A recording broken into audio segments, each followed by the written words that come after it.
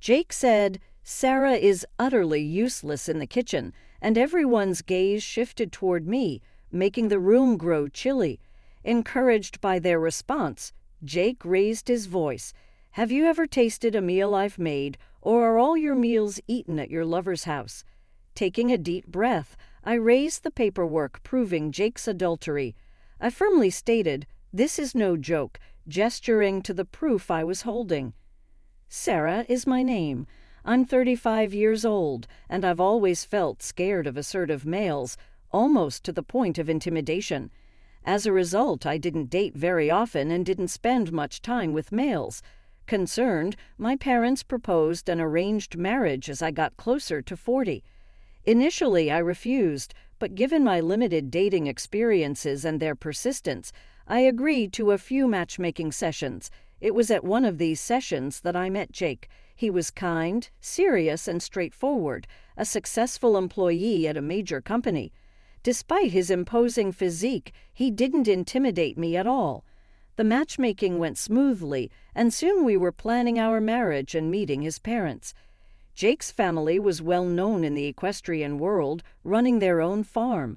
His father was a man of few words, while his mother was elegant and gentle, with charming dimples that appeared when she smiled. Before I knew it, Jake and I were set to marry.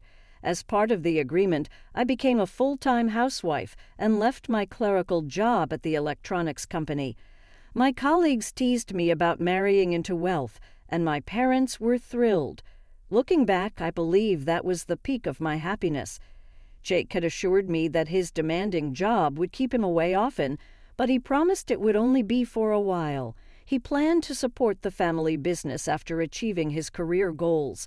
I admired his dedication and decided to support him. However, as the years passed, Jake's absences became more frequent and prolonged. I knew he wouldn't be home often, but not to this extent. I waited alone in our condo, a wedding gift from his parents, wondering if he'd even come home that night. I had only managed to cook for him a few times, as his returns were so rare and unpredictable. His business trips left the house empty for days, and he would often dine out, returning home late at night. Despite his late returns, Jake would wake up early and leave without breakfast, which worried me. I was concerned about his health and well-being. One morning, as Jake prepared for the day, I asked, "Jake, I really want you to eat healthy meals. Why don't you eat at home?" He didn't meet my gaze, busy adjusting his tie. "Don't worry, work is just particularly demanding right now," he replied briefly before leaving. Jake worked from early morning until late at night, including weekends and holidays, with frequent business travels. Initially, I wondered if he was avoiding me or if something was wrong between us. His constant absence made me feel almost like I was living alone. Jake owned very few personal items, which added to the feeling of solitude. We hardly spoke, so I knew almost nothing about his interests or preferences. Sometimes I questioned if I was at fault. I spoke to my parents, but they simply said that it was better for a man to be busy. My few friends also thought it was ideal for a husband to be occupied without deeply considering my feelings. Although Jake managed our finances well and provided for our daily needs, which meant I had no financial worries, this stability only seemed to heighten my anxiety. I couldn't shake the feeling that I was to blame for Jake's distance, constantly wondering if I had done something to drive him away. My sense of inadequacy as a wife consumed me, leading me to obsess over cleaning and improving my cooking skills during the rare moments we were together. Whenever Jake noticed my anxious expression, he would reassure me, saying, "Sarah, you're doing everything right." Reluctantly, I came to accept that this might be the norm for our marriage. Then, at the end of the year, I received an unexpected call from my father-in-law. His angry voice came through the line, causing me to nearly drop the phone. "Sarah, what on earth do you think you're doing?" he demanded. "Why haven't you attended the family gathering?" Confused, I asked, "What do you mean? Has something happened?" "Don't play dumb," he scolded. "Why haven't you come to the family gatherings every year?" I was taken aback. I had never been informed of any annual family events. I recalled discussing Christmas greetings with Jake, who had mentioned that his father preferred not to have many people in his house and that family gatherings were kept to a minimum. He had also said that it was too hectic with too many relatives, so each year only Jake would visit his parents with Christmas gifts. "You should at least apologize for not participating," his father said sternly, making me tremble. I had always stayed home during Christmas while Jake visited his parents, careful to send warm greetings and messages to maintain proper etiquette. I had suggested making a phone call, but Jake said it was a busy time and that it wasn't necessary. I was relieved to avoid confronting my strict father-in-law. I felt a pang of guilt as I learned that all the relatives gathered for a Christmas party. I apologized profusely over the phone, but my father-in-law left a harsh remark before ending the call. My mind was filled with doubts. What did Jake mean by saying it was no problem if I didn't participate? Why did he convey the wrong information about the family gathering? Did he not want me to attend at all? That night, when Jake returned home, I decided to confront him. "I received a call from your father today," I said. "He scolded me for not attending the Christmas party." Jake gave a rueful smile, sighed, and replied, "It can be stressful to go where there are many people. Wives usually don't want to visit their in-laws' homes, and I was just considering your feelings." I was surprised by Jake's thoughtfulness. I knew many people dread visiting their spouse's family, as my friends often complained, but that didn't mean they never attended. Despite Jake's insistence that it was okay to skip the gathering, I felt compelled to attend this year and overruled him. The Christmas gathering at his family's home was lavish, with numerous relatives exchanging greetings and gifts. "You finally showed up as a member of the family," my father-in-law said coldly. "It's only natural to participate in such events." Even after I explained that I had been told there was no gathering, his anger didn't subside. "Were you avoiding us because you don't like seeing everyone here?" His intense anger left me speechless, and I had no energy left to argue. The relatives watched from a distance, their silent scrutiny understandable. I should have endured the situation patiently, but I couldn't forgive Jake for his complete lack of support. He continued to drink silently, and as time went on, his alcohol consumption increased. Meanwhile, everyone came to me to voice their grievances. They complained that Jake said he had never seen me working around the house.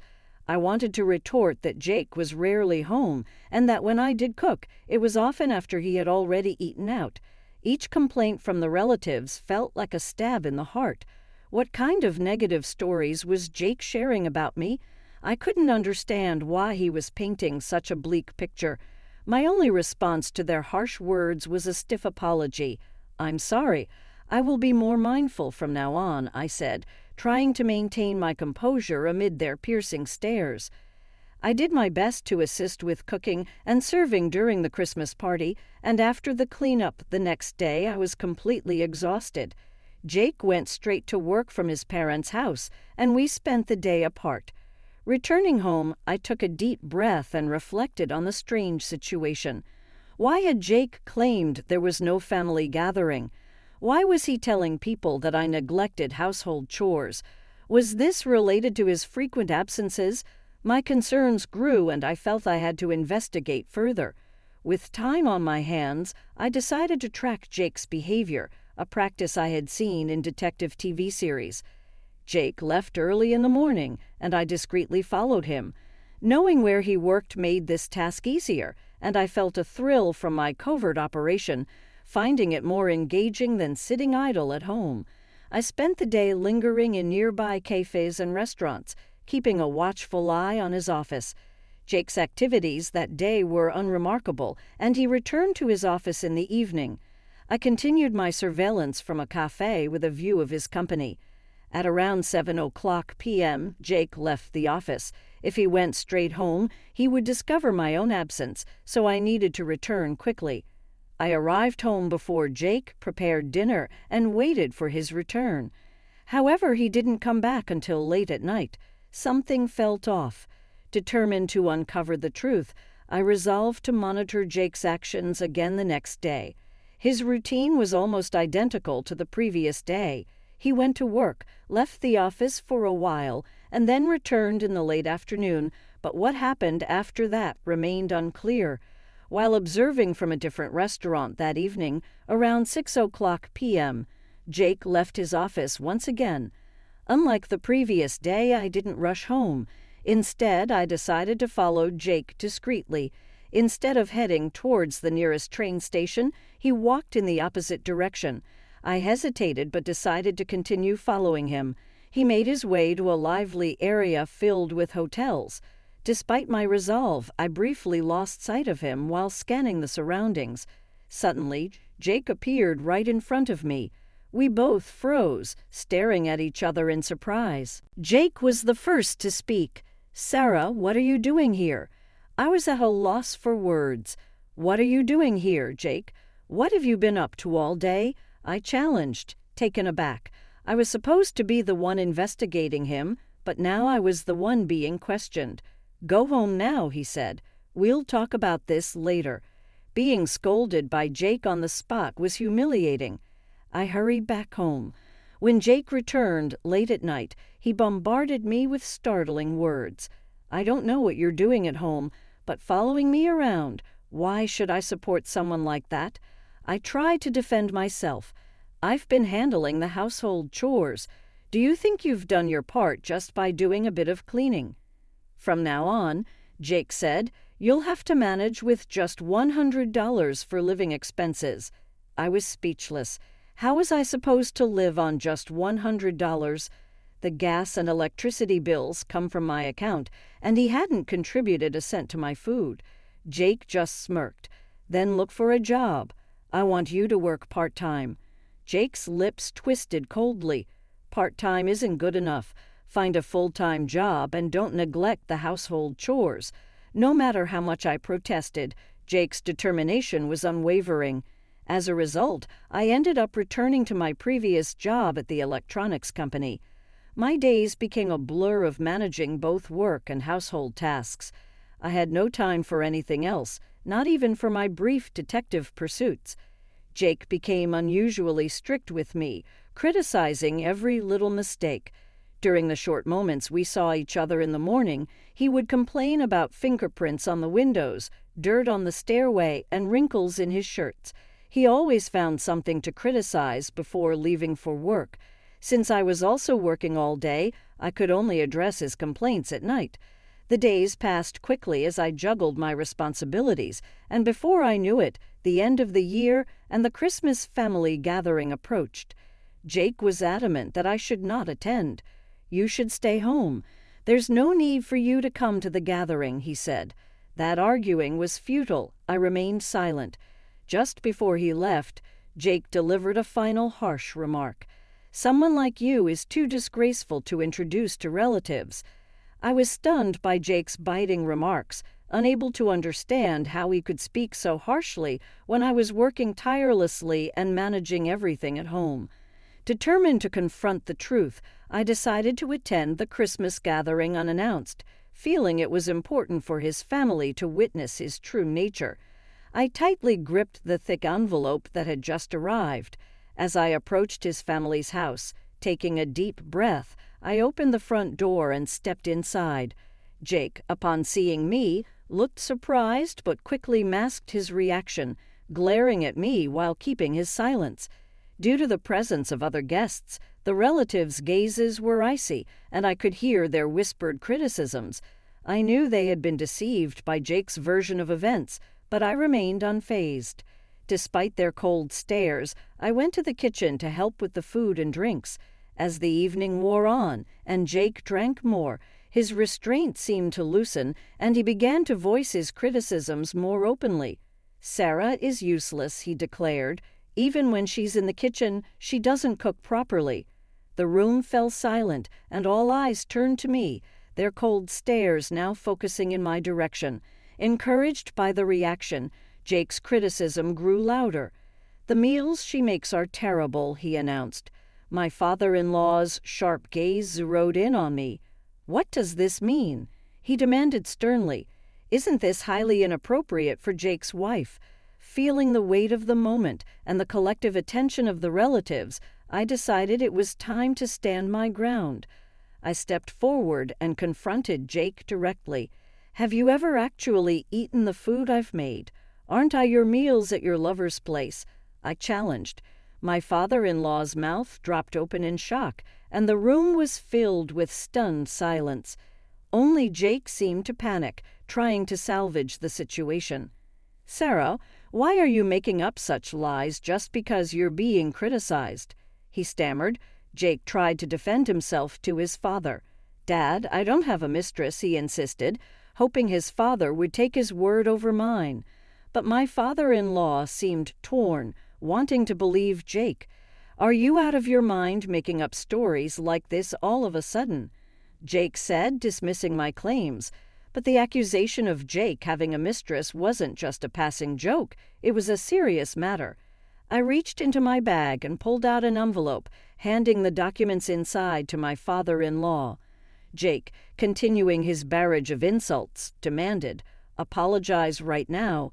If you do, I might overlook the fact that you lied." The relatives, seemingly convinced that Jake was innocent, maintained their cold stares toward me as my father-in-law and mother-in-law carefully examined the documents. I braced myself. The papers were a detailed report from a private investigator I had hired after my own amateur sleuthing revealed troubling patterns in Jake's behavior. The investigation confirmed my fears. Jake was indeed having an affair.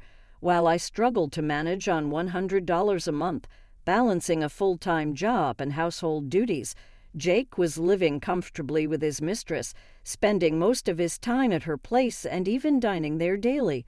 I had stumbled upon Jake in a bustling district lined with hotels just as he was about to meet his mistress. With a firm voice, I declared, "This is no joke. Here's the evidence." I pointed to the documents in my father-in-law's hands. Murmurs of disbelief swept through the relatives. "Jake, is this true? Explain yourself," they demanded. The father-in-law and mother-in-law scrutinized the report, flipping through the pages. Jake, sweat forming on his brow, weakly denied the accusations. "No, that can't be. I don't have a mistress," he protested. The documents contained numerous photos, including shots of Jake entering an apartment that wasn't ours, holding hands with an unknown woman, other images showing him selecting jewelry with her, enjoying wine at a trendy restaurant, and shopping for groceries. In every photo, Jake's carefree smile was evident. I confronted him directly. "You always talked about how hard you were working. Is this how you spent your time?" Jake's face drained of color as he struggled to find words, clearly caught off guard by the overwhelming evidence. I continued, my voice rising with anger. "Why did you lie about not wanting to see the relatives or about the food? Why distort the truth until the very end?"